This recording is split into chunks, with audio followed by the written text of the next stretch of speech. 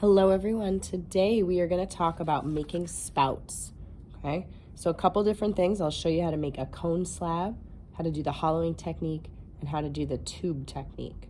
We're going to talk about where spouts should be placed on your form and the end of the spout because there's some important considerations. So I'll show you each of these techniques to get started here. So we're going to start with the cone slab.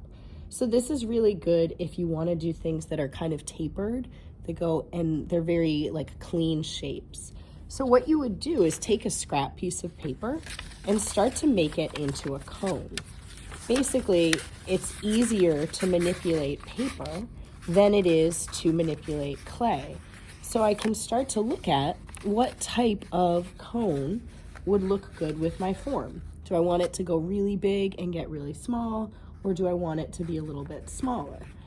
Now that I have it basically figured out, I can look at where it touches my form and I can cut as needed to get a better fit. Okay, so maybe cutting a little bit more there. I'm also going to cut this at a different angle here too. Now, I like that a little bit better. I'm going to actually go across just a little bit more too, so it doesn't dribble out too much. All right, now the last thing before I take and apply this to my slab, I want to take and get rid of all this extra because I notice that it's kind of wrapped up several times and I don't need that much clay. So I'm unraveling it a little bit just to get that extra off, and I can cut a little bit as I go, but basically the idea is you really don't want all of that extra. Okay, so it takes a little bit of work to perfect what you want, and obviously since it'll be clay you can still manipulate and clean it up a little bit. But now I have this basic shape that I can cut out of my slab. So I roll my slab, which I already did, and then before I cut out my shape or anything else, I'm going to add a lot of water to the surface. Just like with your handle and any of the spouts you do, you really want it to be pliable before bending it so that you don't have to deal with cleaning up cracks. All right, so I'm gonna set my plan on here. I'm gonna cut it out. Remember, it still is just a rough estimation of the shape, so I'll probably have some cleanup to do once I get it out. I'm gonna add a little water to the other side too, and then I start to bend it. Now you can fill that area with newspaper if you want. You should slip and score the seam so that it's really well attached. But you can see it's a basic spout, okay, that I could attach onto here. All right, so that is our cone slab technique. Our hollowing technique is to take a piece of clay. This is really good if you're making really long spouts, but you take a solid piece of clay, you smooth it, you shape it exactly the way you want it. Now, if this were my spout, it would kind of dribble out. So as I'm shaping, I want to think about it where I'm going to place it to kind of like get exactly the shape that I want out of it. Okay? I would smooth it all, clean it all up, let it get leather hard, and then you're going to slice it in half, which I've already done. Slice it right down the middle once it's leather hard. You'll open it up, and then because it is, there's no opening yet, now I have to go back with my loop tool and carve out a very clear channel where the water would flow. Now, it can't be a really tiny channel, especially when we add the glaze, because the glaze will fill up the space. You also don't want it to be a messy channel, so you want to take your time to really clean up the space. And the only thing that you're really preserving is an edge on either side so that you can slip and score it back together. So I would do more work on this one to kind of clean it out and get it look really nice.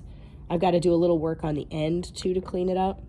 But once I've done that on both sides and they look like they go together, I would slip and score. I would put it back together again. Sometimes you might need a Band-Aid coil to seal it up, but then I've got my finished spout. All right, the third way. So this way, it's also a hollowing technique. So I would take a chunk of clay, I would kind of form it. So coil probably, kind of taper it as you want, can keep it straight for now. And then you take any tool that's rounded. I grab the back of this wooden dowel or wooden spoon. I'm putting it through, and then I'm just rolling it on the table. And what that'll do is stretch it a little bit, and it'll make the larger end just get a little bit bigger, okay? So any of these are really excellent techniques for getting your spout. Once I get this one all ready to go, then I can do some minor shaping as well. You just don't want it to buckle in the middle. And then I can go back and slice at different angles to get what I need. Okay, last thing I want to talk about, where you attach and how you attach. So with spouts, typically, you don't want them to be down at the bottom, because when you fill it with liquid, all of that water is just going to dribble out. So they should be somewhere near the top, okay? They could start about halfway and then go up, but the top of your spout should be somewhere near the top of your vase, okay? And that just helps with the flow of the water. You don't want it to be a sharp angle either. We also don't want it to be going downward, because then the water would just dribble awkwardly. The end where the water comes out, you want to have a very sharp edge so that the water doesn't round around the form and dribble down. You want it to kind of get cut and go straight. All right, last thing, attaching. So when I know where I'm going to put it, I can kind of set it on there, use my needle tool to plan out where it's going to go, and then you want to make sure you have a nice opening that's really clean and fits with the opening that you've created on your spout. Okay, so none of this and just attach. You want to really clean it up. And it's got to be big enough so that if you add glaze, that it won't fill it up. Okay, the more complicated your spout, the more support you might need as you're building.